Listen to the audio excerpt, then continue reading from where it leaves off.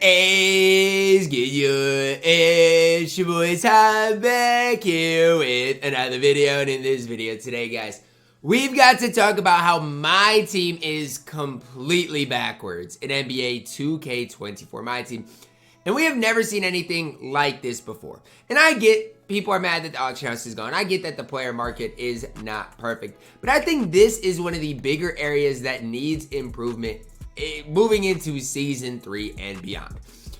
If anybody out there, this includes 2K devs, you guys can DM me, message me, can tell me why diamonds were out in season 1. We go to season 1, diamonds were out relatively early. I mean, Shaq was decently early, Steph was out decently early, and then a few weeks later, season 2 comes out. And our best reward, not counting Shay because he's the ultimate reward, are rubies. We get all ruby rewards. What are we doing, 2K? What are we doing? Why is the ultimate reward for every mode a ruby? Can somebody explain that to me? We're going to be diving in to my thoughts on why this is an issue and some ideas on what 2K could do it to help this out in the future. My whole thing is this. Even if I go into the freaky agendas and grind these out, why am I getting better cards for completing freaky agendas, which are free, for Steve Smith, Sean Bradley, and Sean Livingston, than are in mode rewards? It takes me less than 2 hours to get Sean Livingston. You guys know how long it's going to take me to get Mike Conley? Any ideas? Probably about 6-7 hours. You have any idea how long it takes to get the unlimited reward Chris Morris? Probably again 5 to 10 hours, depending on how good you are. That's the big problem I have with it. Why are they giving us amethyst cards and agendas? Why are they giving us diamonds in packs to all grind for rubies in game rewards? It doesn't make sense. That's one of the bigger flaws in this game. Even when I played MLB The Show Diamond Dynasty, when I completed the different pass, guess what? They had an option pack for cards that were already released in the game. So let's say I completed my team unlimited. And I'm not even saying it has to be this, replace this 5,000 reward. Let's say it's, I don't know, the 10,000 point reward. Let's say the 1250, or let's say it is the ultimate reward. I could care less. But let's say we get a choice pack for the most released diamonds. So let's say you were to do it this week. Your choices, and I don't even need the lock-ins. Your choices would be Paul George. Your choices would be Brandon Ingram. Your choices would be Joel Embiid, MJ, and, you know, whoever else that has came out in as far as the lock-ins, diamonds. Forget the rest of these rubies, man. We need to be getting rewarded for playing the game. Can you imagine if you got a free diamond from playing the game that was sellable? If they grinded that much unlimited, they deserve it. If somebody goes in here in a triple threat offline and grinds 200 games, you're telling me they get 5,000 MT as the ultimate reward? No, they should get a free diamond. And again, it could be a previous release one in packs. That's the way I see it. And if you're wanting to give us mode rewards that are horrible, there's got to be something more to play for. That's my opinion on it. There's no reason that Mike Conley is our ultimate triple threat offline reward. There's no reason Bob Love is our ultimate triple threat online reward, and 10,000 MT is the total for 100 wins. That's sad. 2K wants to realize, well, why are people not playing the game as much? Sure, the auction house has a problem with it, but the bigger flaw with it is, why are the game mode rewards not good? There is no reason that each and every one of these game mode rewards should not be top 10 at the end of the season, not at the start of the season. And I'll go through and talk about them. Mike Conley was never a top 20 point guard in the game. Eddie Johnson, probably not top 10 now, definitely won't be top 20 at the end of the season.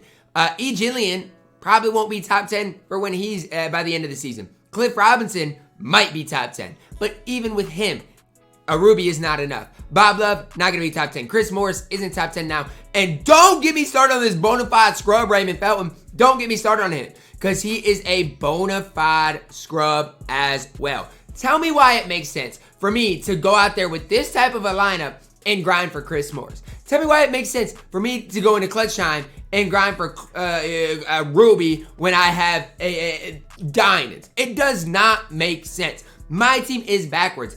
Tell me why I'm able to grind and get Jaren Jackson Jr. for free the other day out of this free NBA's backpack, which is awesome. I'm really good. I'm glad that the agendas are good, but I'm getting Jaren, and he is better than every other My Team reward out. That's not the way it should be, 2K. I'm glad you're giving us good freaky agendas, or good agendas, not just freaky, but good agendas in general.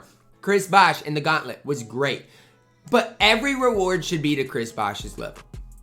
That's my whole point with it. Every single reward should be to that elite level in my team. There's not been one reward this year that's been good. I mean, level 40s, that's not where I'm counting. I'm not counting level 40s, and I'm not counting the ultimate rewards in Brandon Roy, because those have been the only good cards. You want me to go back to season 1? Here's what your rewards look like. We got Amis dropped in packs on day 1. Your rewards: Julius Randle, Wally Zerbiak, Bruce Bowen, Alonzo Mourning, David Wesley, Brent Berry, Joakim Noah, Tubby Walker, Isaiah Ryder. Do you want me to keep going? It's completely backwards. You get those, you get the Amis in packs day 1 to grind for rubies. No, that's not the way it should be. There's no reward for having a good team in my team right now. What's the reason? You don't get rewarded for getting up here in Unlimited. You're gonna give me an unsellable lift off deluxe pack? Are you dumb? Like, why does that make sense? What is the point of having a good team right now? Like, what is it? There's no modes that are worth playing at all. Even SJ, sure, he's good, but he's your ultimate reward. Like, he is good, but you should get other rewards along the way. Look at this, guys.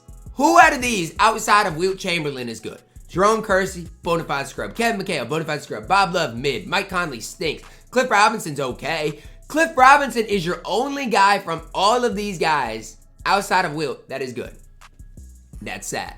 Don't even make me get started on how bad the token rewards are. Oh, but they completely revamped the token market and it is super exciting. These cards stink too. These cards stink too. My team is so completely backwards. It just doesn't make sense why we get diamonds. We had diamonds before the season started, and then 2K comes out and the rewards are rubies. And when they came out, I was like, okay, I mean, maybe they're gonna juice them, maybe they'll be solid, and they stink. They stink. There's no rewarding things to play for in my team. And you guys would be like, oh, this is me. You get rewarded for playing the game. You do. You do. You get rewarded. You can make 1,000 MT per trip with an offline game. That's cool.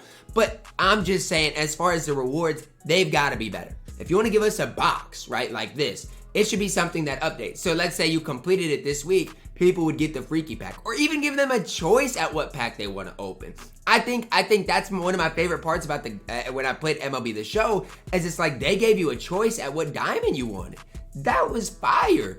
You get a choice of Steph Curry, Shaq, and KD. If that's what they want to do for that game mode, I'd have no issues with that.